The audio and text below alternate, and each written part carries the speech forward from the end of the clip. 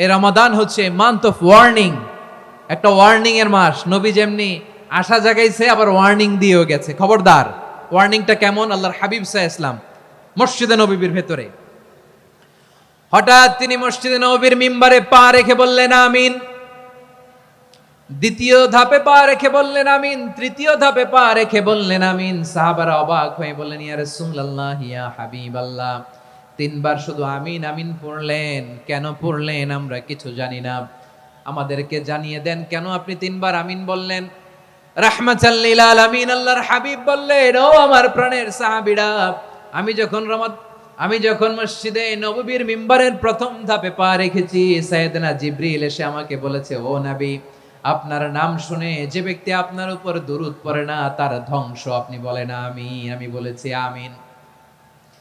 দ্বিতীয় ধাপে পা রাখার পর সাইয়েদনা জিবরিল বললেন, ইয়া রাসূলুল্লাহ, মাতা পিতাকে বার্ধক্য অবস্থায় পেয়ে তাদের সেবা করে, তাদের সাথে সদাচরণ করে যে সন্তান জান্নাত কামাতে পারলো না তার জন্য ধ্বংস। আপনি বলেন আমিন। আমি বলেছি আমিন। আবার মিম্বারের তৃতীয় ধাপে ঠিক যখনই আমি পা রাখলাম, সাইয়েদনা জিবরাইল বললেন, নবী, রমজান মাস পাওয়ার পরে এই মাসে ইবাদত করে যে ব্যক্তি নিজের গুনাহ মাফ করাতে পারলো না তার জন্য ধ্বংস। আপনি আওয়াজ করে পড়েন আমিন।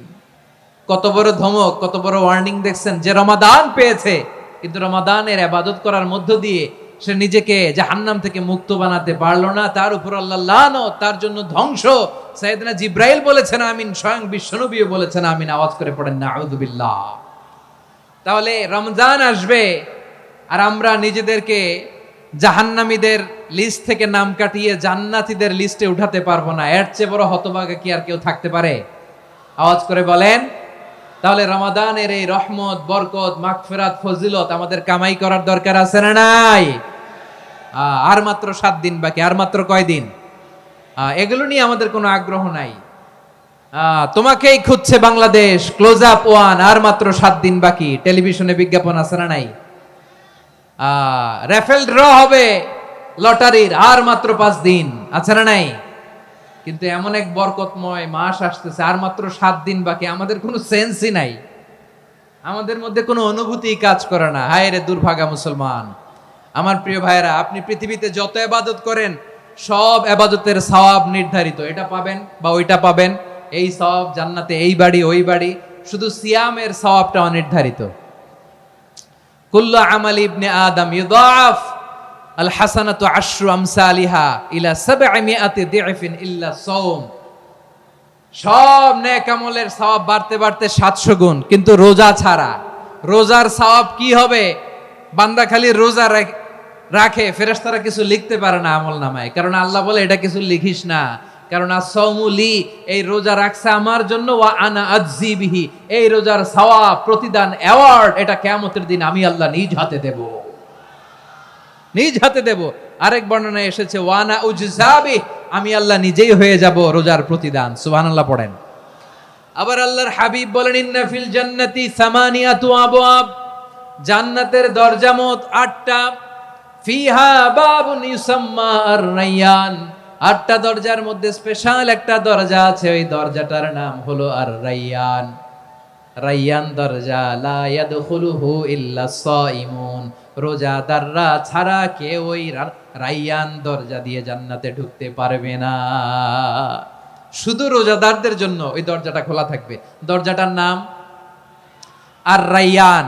এই লাখো জনতা আওয়াজ করলে এই আওয়াজ হয়। বলেন, রোজাদারদের জন্য জান্নাতে স্পেশাল যে লাল গালিচার সংবর্ধনা এন্ড স্পেশাল এন্ট্রি, ওই দরজাটার নাম কি? আর-রায়্যান শব্দটা কেমন লাগে? ভালো লাগে। অনাগত সন্তান যদি কারো আসে, ছেলে সন্তান, নাম রেখে দিয়েন আর-রায়্যান। পারবেন? আমাকে সবাই ধরে রাস্তা ঘাটে, বাসায়, অফিসে, আদালতে, এয়ারপোর্টে ধরলে, হুজুর আমার একটা ছেলে হবে 2 মাস পর, একটা নাম দেন। চাঁপাইনবাবগঞ্জবাসীর জন্য আমি একটা নাম দিয়ে গেলাম। সামনের 2-3 মাসে, 4 মাসে, 6 মাসে যাদের ছেলে সন্তান হতে পারে বলে মনে করেন, যদি পছন্দ হয় নামটা, নাম রেখে দিয়েন রায়্যান। কি নাম? লা ইয়াদখুলুহু ইল্লা সাইমুন, রোজাদাররা ছাড়া কেউ ঢুকতে পারবে না। মান দাখালাহু লাম ইয়াযমা আবাদা, একবার যে এই গেট দিয়ে ঢুকবে, he will never be thirsty again, তার গলা থেকে চিরকালের জন্য আল্লাহ তৃষ্ণা মিটায়া দিবে। আমরা ওই রাইয়ান দরজা দিয়ে সেদিন জান্নাতে ঢুকতে চাই কি চাই না? আমার প্রিয় ভাইরা, প্রতি রাতে রমাদানে আল্লাহর ফেরেশতারা আহ্বান জানায়, ইয়া বাগিয়াল খাইরি আকবিল, ইয়া বাগিয়াশ শাররি আকসির, হে কল্যাণের পথের যাত্রী, আকবিল প্রসিড, আরো ইবাদত করো, আগাও আগাও, আরো জান্নাতের নাজ নেয়ামত কামাও। হে অকল্যাণের পথের যাত্রী, আকসির, স্টপ স্টপ, অনেক হয়েছে। আন্না, এ রমাদান এটা পাপের মাস নয়, এটা ইবাদত করে জান্নাত কামানোর মাস। চিল্লায় বলো ঠিক কি না?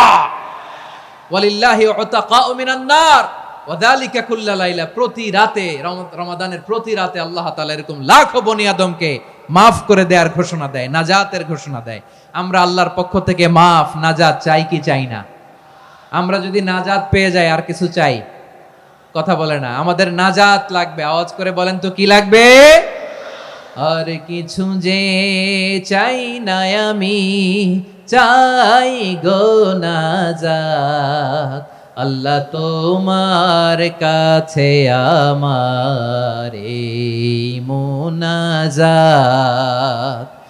আর কিছু যে চাই না আমি, চাই গো নাজাত, আল্লাহ তোমার কাছে আমার এই মুনাজাত, আল্লাহ তোমার কাছে আমার এই মুনাজাত। পড়েন আমিন, আর জোরে আমিন। তাহলে রমাদানকে আমরা বুদ্ধিমানের মতো কাজে লাগাতে চাই কি চাই না? হ্যাঁ, বুদ্ধিমানের মতো কাজে লাগাইতে হবে। মুমিনরা স্মার্ট হয়